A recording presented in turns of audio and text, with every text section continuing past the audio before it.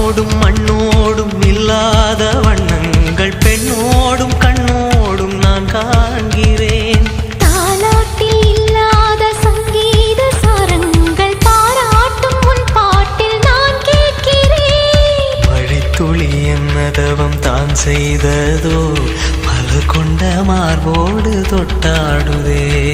மழைத்துளி தொட்ட இடம் நீ தீண்டவோ